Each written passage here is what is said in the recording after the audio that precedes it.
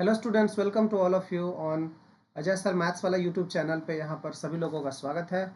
तो आज हम लोग बात करने वाले हैं जो फिजिक्स वाला का नेशनल स्कॉलरशिप कम एडमिशन टेस्ट का जो एक एग्ज़ाम हुआ था, जो स्कूल्स में फिजिक्स वाला जो घूम घूम के बच्चों का जो एग्ज़ाम ले रहा है। तो उसमें मैथ्स के भी क्वेश्चन थे। ये था फिजिक्स वाला एन सेट के नाम से। तो अगर आपके स्कूल में अगर हो गया है ये वाला एग्ज़ाम तो ठीक है, अगर नहीं हुआ है तो आप यहाँ से सीख सकते हैं कि किस टाइप से क्वेश्चन पूछे जाते हैं और यहाँ पर इसमें क्या क्या बेनिफिट्स होते हैं। जैसे टॉप 1000 जो स्टूडेंट्स होंगे उनको फ्री एकोमोडेशन और एजुकेशन मिलता है। इस तरीके से उन्होंने अपने उसमें ऐड में लिखा है। तो चलिए हम लोग क्लास 9th का जो PWN सेट है, PWN सेट उसका क्वेश्चन को हम लोग यहाँ पर देखते हैं और उसका सॉल्यूशन करते हैं। तो इसका जो पहला क्वेश्चन था मैथ्स का, ठीक है, जो क्वेश्चन नंबर 23 था यहाँ पर, उसमें बोला गया है कि रैशनल नंबर है, सॉरी एक नंबर है जिसको रैशनल नंबर के फॉर्म में यहाँ पर हमें लिखना है। तो चलिए सॉल्व करते हैं इस क्वेश्चन को। ये क्वेश्चन है 2.7, लेट से x इज इक्वल टू 2.7475, एक मिनट, 7435, ऐसा ये क्वेश्चन था। हमें इसको p बाई क्यू के फॉर्म में कन्वर्ट करना है, हमें इसको p बाई क्यू के फॉर्म में कन्वर्ट करना है। और यहाँ पे जो रिपीटेशन है वो 3-5 के ऊपर है, सिर्फ ये जो रिपीटेशन है वो सिर्फ 3-5 के ऊपर था। तो हमें क्या करना है, सबसे पहले हम चाहते हैं कि डेसिमल जो है, डेसिमल के तुरंत बाद हम यहाँ पर डेसिमल चाह रहे हैं, यहाँ पर डेसिमल चाह रहे हैं, डेसिमल के तुरंत बाद रिपीटेशन स्टार्ट हो, ठीक है। तो उसके लिए हमें क्या करना पड़ेगा, यहाँ पर 100 से मल्टीप्लाई करना पड़ेगा, ठीक है। उसके लिए क्या करना पड़ेगा, यहाँ पर 100 से हमें मल्टीप्लाई करना पड़ेगा टू गेट द डेसिमल। ये वाला डेसिमल जो यहाँ पर है, ये वाला डेसिमल यहाँ पर आ जाए, इसके लिए हमें क्या करना पड़ेगा, 100 से मल्टीप्लाई करना पड़ेगा। तो यहाँ पर दोनों तरफ हम लोग 100 से मल्टीप्लाई कर लेते हैं। यहाँ पर डेसिमल नहीं था, हमें डेसिमल को यहाँ पर लाना है। तो हमने क्या किया, यहाँ पर 100 से मल्टीप्लाई कर लिया। So this would become 100x, ये 100x हो जाएगा। और जब यहाँ पे 100x 100 से मल्टीप्लाई करेंगे तो डेसिमल कूदी मार के जो है यहाँ पर आ जाएगा, जंप करके 2 प्लेस जंप करेगा डेसिमल, क्योंकि 100 में 2 जीरो है। So it would become now 274.35, ठीक है, ऐसा हो जाएगा ये, ऐसा। अब ये ऐसा समझो कि पहले क्वेश्चन तो हम लोग ऐसे सॉल्व करते थे। अब हमें क्या करना है, अब हमें लेट से इसको इक्वेशन नंबर 1 बोल देते हैं। अब हमें क्या करना है, ऐसा जब मिल जाए तो अब हमें दोबारा से 100 का मल्टीप्लाई करना है। क्यों, क्योंकि अब जो रिपीटेशन है वो 2 डिजिट के ऊपर रिपीटेशन हो रहा है। तो again we are going to multiply by 100। तो 100 से मल्टीप्लाई कराएंगे तो ये पहले से 100x था, 100 से मल्टीप्लाई कराएंगे तो ये हो जाएगा 10,000x। इसमें अगर 100 से मल्टीप्लाई कराएंगे तो ये क्या हो जाएगा, 274.35 और 0.35 हो जाएगा, ठीक है। 100 से मल्टीप्लाई करा दिया तो ये 35353535 इनफाइनाइट मेनी टाइम्स है। जब 100 से मल्टीप्लाई करेंगे तो ये डेसिमल क्या करेगा, यहाँ से कूदी मारेगा राइट हैंड साइड के तरफ 2 टाइम्स, क्योंकि 100 से मल्टीप्लाई कर रहे हैं। तो अगेन ये हो गया हमारा इक्वेशन नंबर 2। अब हम क्या करेंगे, इक्वेशन 2 माइनस इक्वेशन 1 कर देते हैं। नाउ अब हम लोग क्या करेंगे, इक्वेशन 2 माइनस इक्वेशन 1 कर देते हैं। तो यहाँ से हमें क्या मिल जाएगा कि 10,000 में से 100 घटा देंगे तो 9,900 यहाँ पे हो जाएगा। So it will become 9,900x is equal to, इसमें से इसको अगर हम लोग सब्ट्रैक्ट कर देते हैं, सब्ट्रैक्ट करके देखते हैं कितना आता है। इसका मतलब क्या हुआ कि 27435 में से माइनस करना है हमें 274, ठीक है। So it was 9900x is equal to, इसमें से माइनस कर देते हैं 5 माइनस 4 तो ये आ जाएगा 1, ठीक है। ये आ जाएगा 13 में से 7 गया तो ये आ जाएगा 6, ठीक है। इट वुड बिकम नाउ 4, तो 3 में से 2 गया, अगेन 1, ठीक है। देन इट इज 27, ठीक है, 27161, ठीक है, इधर आ रहा है। तो फाइनली x का वैल्यू आ जाएगा हमारे पास 27161 अपॉन 9900। हमने इसी को x बोला था, इसी को हमने अज्यूम किया था कि ये x है, और इसी का वैल्यू आ गया कितना, 27161 अपॉन 9900, ठीक है। सो 27161, सो ऑप्शन जो सी है ये हमारा करेक्ट है, ऑप्शन सी जो है हमारा करेक्ट आंसर है। अब हम लोग बात कर लेते हैं नेक्स्ट क्वेश्चन, जो कि क्वेश्चन नंबर 24 है। इसमें हमें वैल्यू ऑफ पॉलिनोमियल निकालना है, तो ये बहुत ही इजी क्वेश्चन होता है। इसमें क्या करना है, हमें इस पॉलिनोमियल में, इस वाले पॉलिनोमियल में जहाँ जहाँ पर x है वहाँ पे √2 प्लेस कर देना है, और कुछ भी नहीं था। इस वाले क्वेश्चन में हमें क्या करना है, जहाँ जहाँ पर x है इस पॉलिनोमियल में वहाँ पे हमें क्या करना है, √2 रख देना है यहाँ पर। तो यहाँ पर हम लोग दूसरा एक पेज ले लेते हैं, ठीक है, एक पेज इसमें ऐड कर लेते हैं और वहाँ पर इसका सॉल्यूशन हम लोग करते हैं। लेट्स सी, ठीक है। तो यहाँ पे क्वेश्चन क्या था हमारा, क्वेश्चन था कि P of X is equal to X square to root, यहीं पे रख के देख लेते हैं, यहीं पे प्लेस कर देते हैं इसका वैल्यू। तो यहाँ पे हमें निकालना है पी ऑफ √2, पी ऑफ √2 निकालना है। तो क्या आ जाएगा, √2 का स्क्वायर माइनस 2√2 ऑलरेडी गिवन है, और x के प्लेस पे हम क्या रखने वाले हैं, √2 रखने वाले हैं x के प्लेस पर, एंड +1 +1। सो √2 का स्क्वायर तो होता है 2, माइनस अगेन ये हो जाएगा 2 इंटू √2 इंटू √2, तो √2 इंटू √2 तो 1 होता है, √2 इंटू √2 सॉरी √2 इंटू √2 तो 2 होता है, तो 2 इंटू 2 कितना हो गया, ये 4 हो गया, और ये +1 हो गया। तो 2 + 1 3 माइनस 4, ये 3 माइनस 4 इस इक्वल टू -1 आ जाएगा इसका आंसर। तो इसका आंसर बी है, इसका आंसर बी है -1। इसमें कुछ नहीं करना था, बहुत ही सिंपल था, हमें बस वैल्यू रखना था पॉलिनोमियल में x के प्लेस पर √2, ठीक है। तो इसका आंसर हो जाएगा बी, ऑप्शन 1, ठीक है। अब हम लोग नेक्स्ट क्वेश्चन की बात कर लेते हैं। यहाँ पर ये वाले क्वेश्चन में क्या बोल रहा है कि इतना इजी क्वेश्चन यहाँ पर फिजिक्स वाला में पूछा गया, देखो x minus Y is equal to 0। तो x माइनस वाई 0 होने का क्या मतलब है, पॉइंट्स तो ऐसा होता है ना x, y। अब अगर ये दोनों सेम ही हो जाएगा तभी दोनों को सब्ट्रैक्ट करेंगे तो 0 हो जाएगा। तो ये आंसर तो हो नहीं सकता है, ये आंसर तो हो नहीं सकता है, ये आंसर तो हो नहीं सकता। इसमें देखो दोनों सेम ही है ना, दोनों, ये क्या है 1,1 1,1, और हमारे को इक्वेशन क्या गिवन है, हमारे को इक्वेशन गिवन है x minus Y is equal to 0। तो इसका मतलब x क्या है, यहाँ पर 1 है, और y भी क्या है 1, 1 माइनस 1 इज इक्वल टू 0 हो जाएगा। तो ये वाला जो लाइन है हमारा, फर्स्ट सॉरी लाइन बोल रहा हूँ, ये वाला जो मेरा पॉइंट है, ये वाला जो मेरा पॉइंट है ना डी जो पॉइंट है वो मेरे इस इक्वेशन को क्या कर रहा है, सेटिस्फाई कर रहा है। तो मेरा डी आंसर हो गया। Graph of the linear equation passes through the point, मतलब ये वाला जो ग्राफ होगा ये कौन से पॉइंट के थ्रू पास करेगा, तो 1,1 के थ्रू ये पास करेगा, बाकी इन सब के थ्रू पास नहीं करेगा, ठीक है। नेक्स्ट यहाँ पर बात कर लेते हैं। तो ये इस टाइप से मेरा ऐप आपको दिखेगा, ठीक है। आपको सर्च करना है अजय अकेडमी के नाम से, तो यहाँ पर आपको मैथ्स वाला करके आएगा। इस ऐप को अगर आप डाउनलोड करेंगे तो आपको बहुत सारा इसमें कोर्स मिलेगा, आपको उस कोर्स में पढ़ के बहुत कुछ सीखने को मिलेगा, और आप बहुत अच्छे तरीके से मैथ्स को सीख पाएंगे, ठीक है। आगे चलते हैं, देखते हैं ये वाला क्वेश्चन, बहुत ही बढ़िया और इंटरेस्टिंग क्वेश्चन है। ये क्वेश्चन नंबर 26 को देखते हैं। यहाँ पर क्या बोल रहा है कि in the given figure BD जो है, ये वाला जो BD है, BD कौन है, ये देखो ये वाला जो BD है ना, ये पैरेलल है किसके, CE के। अच्छा ये दोनों पैरेलल है, ठीक है। ये दोनों अगर पैरेलल है तो फिर इसका मतलब ये मेरा ट्रांसवर्सल होगा, ये ऐसे ट्रांसवर्सल है। तो क्या बोला जा रहा है कि AC is equal to BC। अच्छा एक और बात इसमें गिवन है कि AC, ये वाला जो AC है ना, ये BC के इक्वल है, ठीक है। ये जो मैं इसको येलो हाइलाइटर से कर देता हूँ, ये वाला जो AC है और ये जो BC है, ये दोनों इक्वल है। हमें पता है अगर किसी भी ट्राइंगल में दो साइड्स इक्वल होते हैं तो उनके अपोजिट एंगल्स भी इक्वल होते हैं। Angles opposite to the equal sides are equal. इसका मतलब क्या हुआ कि इसके अपोजिट में जो ये वाला एंगल है, ये वाला एंगल, और इसके अपोजिट में जो ये वाला एंगल है, ये दोनों इक्वल होने वाले हैं, ठीक है। ये दोनों इक्वल होने वाले हैं।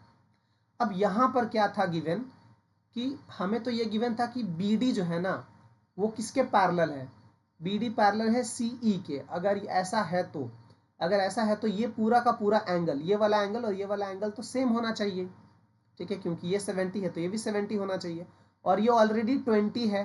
तो इसका मतलब जो ये वाला एंगल बचा, जो ये वाला एंगल हमारा बचता है, यहाँ पे अपने आप ऑटोमेटिकली कितना हो जाएगा, ये तो 50 हो जाएगा, ठीक है ना, ठीक है। कैसे हो जाएगा, कॉरस्पॉन्डिंग एंगल से हो जाएगा ना, क्योंकि ये पूरा 70 होगा और ये भी पूरा कितना लिखा है 70 है, और ये पैरेलल लाइन था, ठीक है, तो इसीलिए ये भी 70 हो जाएगा, और ये ऑलरेडी 20 है, तो ये बचा जो एंगल वो कितना हो जाएगा 50 हो जाएगा यहाँ पर, ठीक है। और इसमें हमें क्या गिवन है, इन ट्राइंगल ए बी सी, अगर हम लोग इसको लिखते हैं अच्छे से properly, in triangle A B C, ABC triangle में हमें पता है कि AC जो है वो किसके इक्वल है, BC के इक्वल है। इसका मतलब अपोजिट एंगल भी तो इक्वल होगा, इसका मतलब एंगल ABC, इसका मतलब एंगल ABC इक्वल होगा किसके, एंगल BAC के, एंगल BAC के होगा इक्वल। और हमें ये अभी अभी पता चल चुका है कि ये 50 डिग्री है, तो इसका मतलब ये 50 डिग्री है, तो हमें एंगल BAC के बारे में पता लग गया कि ये कितना डिग्री है 50 डिग्री है। तो यहाँ पर ये वाला जो एंगल है बेटा ये कितना आ गया 50 डिग्री आ गया। हमसे पूछ क्या रहा है एग्जामिनर भाई साहब, हमसे क्या पूछ रहा है, हमसे पूछ रहा है कि फाइंड एंगल GAC। अच्छा, मतलब GAC ये वाला एंगल पूछा जा रहा है, तो ये दोनों तो लीनियर पेयर बनाएंगे ना, ये दोनों तो लीनियर पेयर बनाएंगे। तो यहाँ पर मैं कहता हूँ कि एंगल BAC और प्लस एंगल GAC मिलके क्या करेंगे 180 डिग्री बनाएंगे, लीनियर पेयर बनाएंगे यहाँ पर। और ये हमें अभी अभी पता चल चुका है, एकदम से गर्मा गर्म ताज़ा ताज़ा हमें ये पता चल चुका है कि ये कितना है, ये 50 डिग्री है। तो यहाँ पे हम लोग अगर ये 50 डिग्री प्लेस कर देते हैं, अगर ये 50 डिग्री हो जाता है 50 डिग्री, तो एंगल GAC यहाँ पर आ जाएगा, ठीक है। सो दिस इज 180 डिग्री, तो angle GAC is equal to 180 minus 50 degree, तो 130 डिग्री आ जाएगा। तो हमारा ऑप्शन जो है ये वाला ए ऑप्शन सही है, इसका ऑप्शन ए बिल्कुल सही है, ठीक है। नेक्स्ट क्वेश्चन जो है हमारा देख लेते हैं। नेक्स्ट क्वेश्चन में, क्वेश्चन नंबर 27 में, अगर कोई रे स्टैंड कर रहा है यहाँ पर, तो इन सबको हम लोग क्या करेंगे ऐड कर देंगे। इफ देयर इज अ रे, अगर कोई यहाँ पर एक लाइन हो, स्ट्रेट लाइन हो, और उन सब पे अगर बहुत सारे रे स्टैंड करे, तो उन सबको अगर ऐड करेंगे तो उन सबका जो सम है that will be equal to 180 degree. तो वही वाला कॉन्सेप्ट यहाँ पर लगा देते हैं। तो 3x माइनस 10 है यहाँ पर, एक मिनट इसको मैं मिटा देता हूँ। 3x minus 10 plus 50 degree plus x plus 20 इन सबको मिला के कितना होना चाहिए 180 होना चाहिए, ठीक है। ये हम क्या कर रहे हैं, हम कर रहे हैं क्वेश्चन नंबर 27 का सॉल्यूशन यहाँ पर। तो 3x प्लस एक्स कितना हो जाएगा, 3x प्लस एक्स हो जाएगा 4x, ठीक है, इस इक्वल टू यहाँ पे आपका 10 50 प्लस 20 70 माइनस 10 हो जाएगा 60, और ये 60 इधर आ जाएगा, तो 180 माइनस 60 इस इक्वल टू आ जाएगा 120, ठीक है।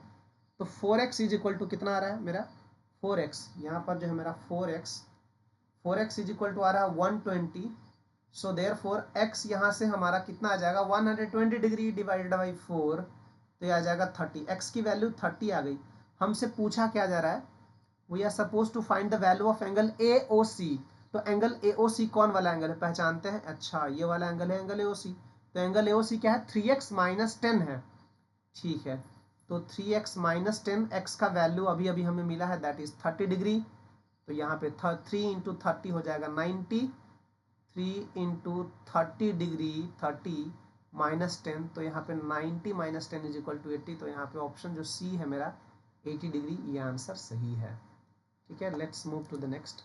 अब ये वाला क्वेश्चन, ये भी एक बहुत ही बढ़िया बहुत ही सुंदर क्वेश्चन है, बहुत ही ईजी है। लेकिन यहाँ पर सबसे पहले हम लोग क्या करते हैं कि एक ऐसा लाइन बना लेते हैं जो कि पैरेलल हो, जो कि इनके पैरेलल, इसमें ऑलरेडी गिवन है कि AB पैरेलल है CD के, AB ये जो AB है और ये जो CD है वो पैरेलल है। और अभी जो हमने बनाया ये O से पास होता हुआ एक कोई भी एक लाइन बना लिया XY, let's say this is XY इस लाइन का नाम है, हमने बनाया passing through O such that it is parallel to AB।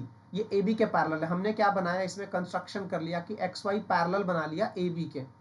अगर XY AB के पैरेलल है तो XY CD के भी पैरेलल होगा। क्यों, क्योंकि AB और CD पैरेलल है। इफ इट इज 35 डिग्री, अगर ये वाला एंगल 35 डिग्री है, यहाँ पर ये वाला एंगल अगर 35 डिग्री है तो ये भी 35 डिग्री होगा, ठीक है ना। और ये वाला एंगल अगर 40 डिग्री है तो ये वाला भी एंगल कितना होगा, 40 डिग्री होगा। कैसे हो जाएगा ये, अल्टरनेट इंटीरियर एंगल से हो जाएगा, बिकॉज एक्स वाई और ए बी पैरेलल है और एक्स वाई और सी डी पैरेलल है। हमें क्या फाइंड करना है, रिफ्लेक्स एंगल बीओडी। हमें तो एंगल बीओडी पता लग गया, एंगल बीओडी पता लग गया, that is 30 plus 35 sorry 35 plus 40 degree, ये आ गया 35 प्लस 40 डिग्री आ गया 75 डिग्री। तो एंगल बीओडी जो है, एंगल बीओडी मेरा कितना आ गया, 75 डिग्री आ गया, ठीक है ना। सो रिफ्लेक्स एंगल तो क्या है, ये वाला एंगल। रिफ्लेक्स एंगल क्या होता है, जिसका मेजरमेंट क्या होता है, 180 से ग्रेटर होता है। So this is reflex angle. तो ये पूरा का पूरा जो बच गया वो क्या हो गया, रिफ्लेक्स एंगल। तो हमें निकालना है reflex angle BOD. Reflex angle BOD is equal to कितना हो जाएगा, reflex angle BOD is equal to हो जाएगा 360 डिग्री माइनस 75 डिग्री, ठीक है। तो ये हमारा हो जाएगा BOD angle is equal to 60 minus कर देंगे तो फिर 15, तो ये हो जाएगा 285 डिग्री। तो रिफ्लेक्स एंगल BOD हमारे पास आ गया, रिफ्लेक्स एंगल BOD आ गया 285 डिग्री। तो ऑप्शन इसका जो डी है वो करेक्ट हो जाता है, ऑप्शन डी यहाँ पर करेक्ट हो जाता है, 28 नंबर का ऑप्शन डी करेक्ट है, ठीक है। Moving for the next question. यहाँ पर ये बैच है, यहाँ पर चैलेंजर्स बैच जो क्लास 9th वाले बच्चों के लिए है, और ये बैच स्टार्ट हो चुका है। इसमें बहुत ही अभी तक एक ही 2 लेक्चर हमने लिया है, वो भी डेमो क्लास के लिए था। यहाँ पर लाइव और रिकॉर्डेड क्लास मिलेंगे आपको, चैप्टर वाइज PDF नोट्स मिलेगा आपको, ठीक है। MCQ टेस्ट होगा, लगभग 10-15 इसमें फुल लेंथ टेस्ट होंगे, जिसमें आपको पता लग जाएगा कि आप कहाँ पर वीक पढ़ रहे हैं। अगर आप कहीं पे वीक पढ़ रहे हैं तो वहाँ पर हम लोग मिलके काम करेंगे, और तब जाके आपका 10th के लिए बहुत ही शानदार बेस क्रिएट होगा, जिससे आप 10th में बहुत ही अच्छे तरीके से जो है कर पाएंगे और 10th में कुछ अच्छा फोड़ पाएंगे, ठीक है। तो चलते हैं, इस बैच को आप लोग ले सकते हैं, मैं इसका लिंक यहाँ पर नीचे डिस्क्रिप्शन में डाल दूंगा, वहाँ से ऐप को डाउनलोड कीजिए और इस ऐप को ज्वाइन कीजिए, ठीक है। यहाँ पर ये वाला क्वेश्चन नंबर 29 काफ़ी इंपॉर्टेंट और काफ़ी बेहतरीन क्वेश्चन है ये वाला। इस टाइप का क्वेश्चन बहुत ही इंपॉर्टेंट है, बहुत ही शानदार क्वेश्चन माना जाता है इस टाइप का क्वेश्चन, ठीक है। पूरा एनालिटिकल बेस्ड क्वेश्चन है, बहुत ही बढ़िया क्वेश्चन है ये। यहाँ पर क्या बोल रहा है कि 9 का पावर n है, 1 मिनट, 9 का पावर n है, ठीक है, एंड यहाँ पे है इंटू 3 स्क्वायर, देन इंटू 3 का पावर है n, माइनस है 27 का पावर n, ठीक है, 27 का पावर n, डिवाइडेड बाई है 3 है, यहाँ पर ऊपर में n था, नीचे में m है, ठीक है, इंटू 2 है, और इस इक्वल टू है 1/27। तो हमसे सरकार क्या चाहती है, हमसे चाहती है भाई कि हम m माइनस n का वैल्यू निकालें, m माइनस n का वैल्यू हमें निकालना है। बहुत ही बढ़िया क्वेश्चन है, यहाँ पर ध्यान से देखेंगे सभी लोग। हम लोग सभी को ना 3 के पावर में ले आते हैं, बहुत आसान है 3 के पावर में लाना। 9 को हम लोग लिख सकते हैं ना, 9 को हम लोग लिख सकते हैं 3 का स्क्वायर, ठीक है, 3 का स्क्वायर लिख सकते हैं, और इसका पावर क्या है n, इंटू ये ऑलरेडी 3 का स्क्वायर है, और यहाँ पे ऑलरेडी ये 3 का पावर n है। क्योंकि जब भी कभी ऐसा होगा, तो बचपन में हमने पढ़ा था ना कि अगर बेस सेम हो बेटा, अगर बेस सेम हो तो पावर क्या हो जाता है, प्लस हो जाता है ना। यहाँ पर ये पढ़ा था हम लोगों ने, तो यहाँ पे क्या हो जाएगा, m प्लस n हो जाएगा। तो यहाँ पे सब में देखिए बेस एक जैसा है, माइनस, इसको हम लोग लिख सकते हैं 3 का पावर 3, 27 का मतलब होता है 3 इंटू 3 इंटू 3, और उसका भी पावर क्या है, n है। तो ठीक है, थोड़ी देर के लिए मैं इसका पावर यहाँ पर n लिख लेता हूँ। यहाँ पर थोड़ा सा लिखने में मिस्टेक हो गया, तो इसको सुधार लेता हूँ, वापस फिर से मैं लिख लेता हूँ इसको। ये है 3 ठीक है, और उसका पावर कितना है, n है, ठीक है, अपॉन यहाँ पर तो ऑलरेडी 3 का पावर कितना है, 3m है, इंटू 2 का पावर 3 है। 2 का पावर 3 का क्या मतलब हुआ, 2 का पावर 3 का मतलब हुआ 2 इंटू 2 इंटू 2, 2 इंटू 2 4, 4 इंटू 2 8, तो बेसिकली 8 है ये ना, ये 8 लिखा हुआ, अपॉन 1/27। यहाँ पे देखते हैं बाद में इसको कैसे लिखते हैं। इस तरफ वाले को हमने एज इट इज, अभी राइट हैंड साइड को एज इट इज लिख रहे हैं, ठीक है। अब यहाँ पर क्या होता है, जब भी कभी पावर का भी पावर होता था तो पावर का मल्टीप्लाई होता था। ये सारा बचपन का खेल है ना, बचपन में हम लोग पढ़े थे कि जब भी कभी पावर का भी पावर हो तो उसका भी क्या करते थे हम लोग, मल्टीप्लाई करा देते थे ना। तो यहाँ पे कितना हो जाएगा बेटा, ये हो जाएगा 3 का पावर, यहाँ पे हो जाएगा ये 3 का पावर हो जाएगा 2n, ठीक है, और यहाँ पे है 3 का पावर 2, तो ये प्लस हो जाएगा, और यहाँ पे 3 का पावर है n, तो सारे पावर तो ऐड हो जाएंगे। माइनस में है 3 का पावर, ये हो जाएगा 3n, ठीक है, अपॉन नीचे में है 3 का पावर 3m इंटू 2 का पावर 3 है, और दिस इज 1/27। अब यहाँ पे सारे पावर ऐड हो जाएंगे, तो 3 का पावर ये हो जाएगा 3n प्लस 2 हो जाएगा, तो 3 का पावर हो जाएगा 3n प्लस 2, माइनस में हो जाएगा 3 का पावर 3n, और नीचे में है मेरे पास 3 का पावर 3m इंटू 2 का पावर 3 इज इक्वल टू 1/27, है ना। बहुत ही बढ़िया क्वेश्चन, बहुत ही बढ़िया, बहुत ही इजी क्वेश्चन है यहाँ पर ये। तो मैं यहाँ पे एक और स्लाइड को ऐड कर लेता हूँ, ठीक है, मैं एक और स्लाइड ऐड करके देखता हूँ, क्योंकि यहाँ पर सॉल्यूशन पूरा नहीं हो पाया। एक और स्लाइड ऐड करके मैं यहाँ पे लिखना चालू करता हूँ, ठीक है। तो देखते हैं लास्ट में मेरा क्या आया था, लास्ट में क्या आया था, लास्ट में आया था 3 का पावर 3n, तो दोनों में था ना, तो कॉमन हो जाएगा। इसको मैं चलो एक स्टेप और कर लेता हूँ, लास्ट वाला देखते हैं यहाँ पर क्या देखो यहाँ पर 3 का पावर, इस चीज को हम लोग कैसे लिख सकते हैं, ये वाला जो चीज है ना, इसको हम लोग ऐसे भी तो लिख सकते हैं ना, कि 3 का पावर 3n इंटू 3 का पावर 2, ऐसे लिख सकते हैं इसको, ठीक है। अब इसमें से देखो, इस वाले टर्म में भी 3 का पावर 3n है, और इस वाले टर्म में भी 3 का पावर 3n है, तो दोनों में से हम लोग कॉमन निकाल लेते हैं।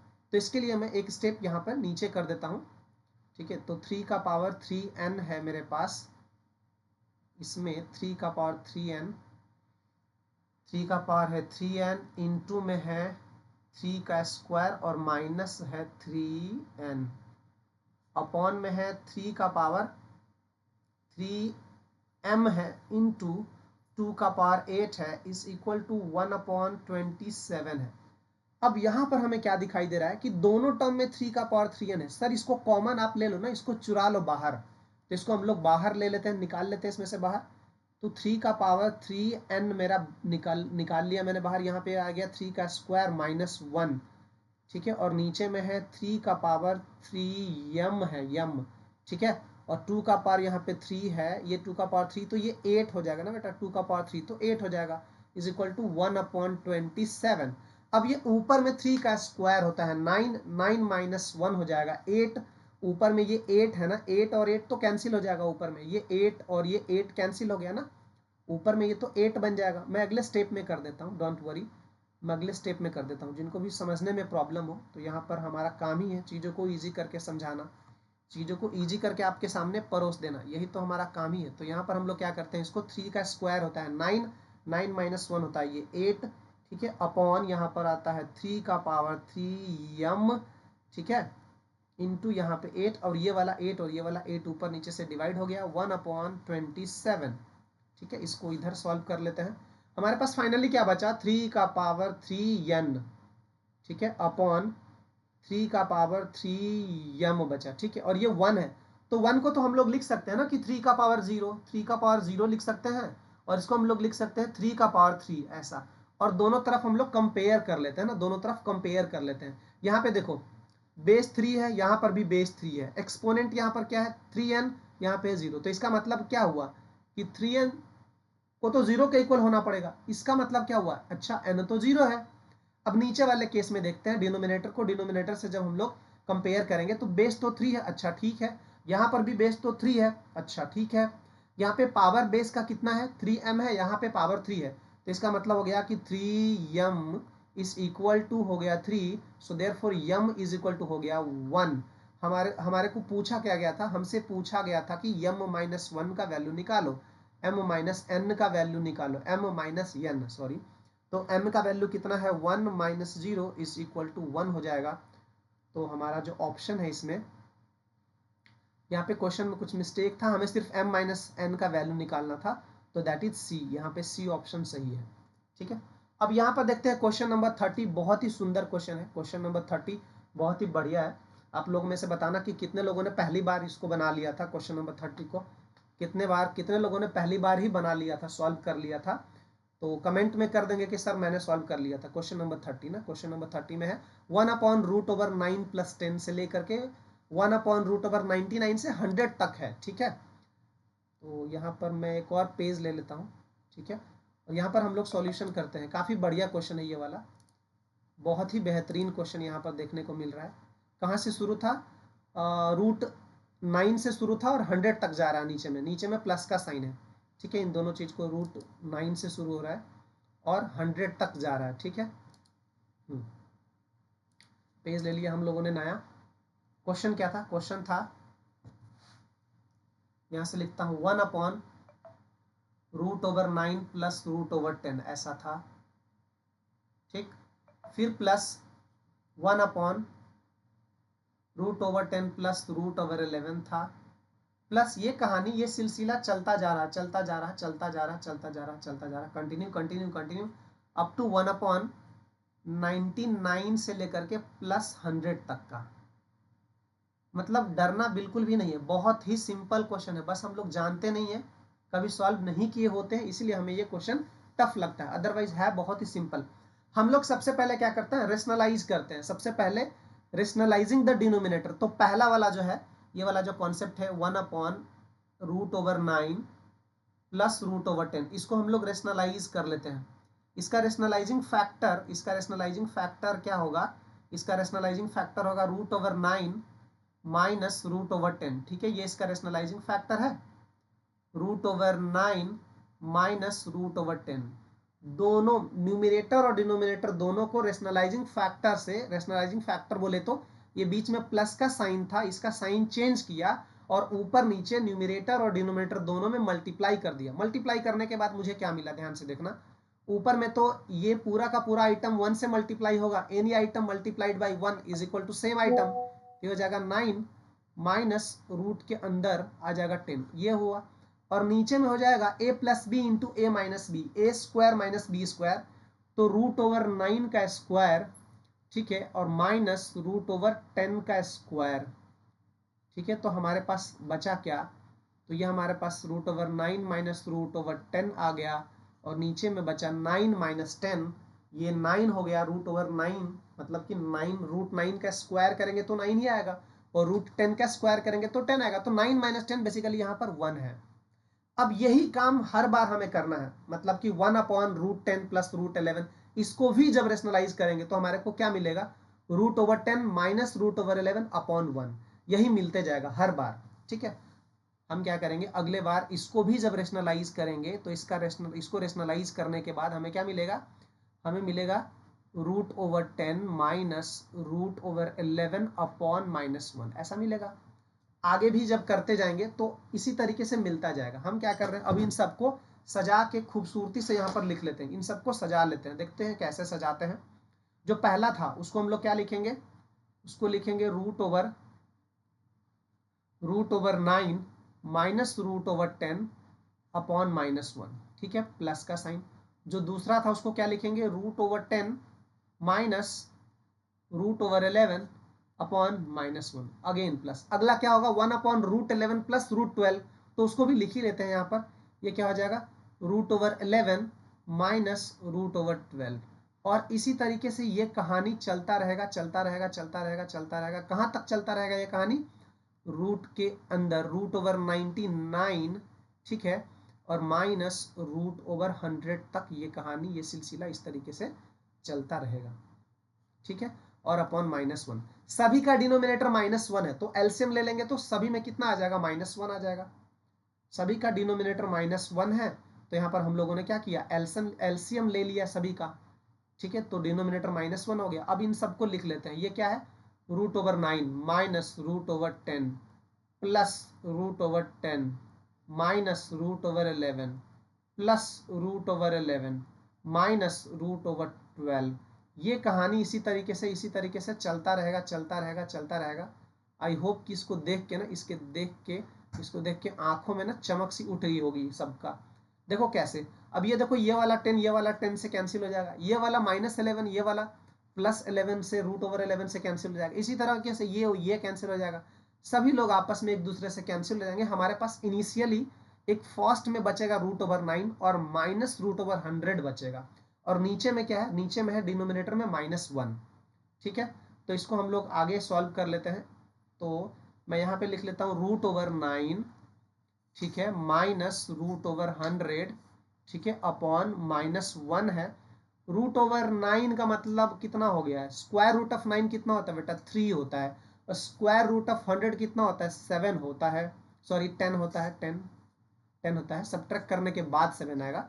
और डिनोमिनेटर में मेरे पास है -1, डिनोमिनेटर में मेरे पास है -1। क्यों ना मैं इसको अगले पेज में ही कर लूँ। तो यहाँ पे एक न्यू स्लाइड ऐड कर लेते हैं। हमारे पास फाइनल जो आंसर आ रहा था वो क्या रहा था, देखते हैं कि फाइनल आंसर क्या आ रहा था। फाइनल आंसर आ रहा था square root of 9 minus square root of 100 upon -1। तो ये रूट के अंदर से बाहर निकलेगा तो 3 माइनस ये हो जाएगा 10 अपॉन नीचे में आ रहा -1। ऊपर में कितना आ रहा है? -7 और नीचे में आ रहा -1। सो देयरफॉर इसका आंसर हो गया 7। बहुत ही बढ़िया, और यहाँ पे शानदार क्वेश्चन हमारा सॉल्व हो जाता है। तो इसका आंसर कितना आ गया? 7 है। देखते हैं कहाँ पर है 7 इसका आंसर।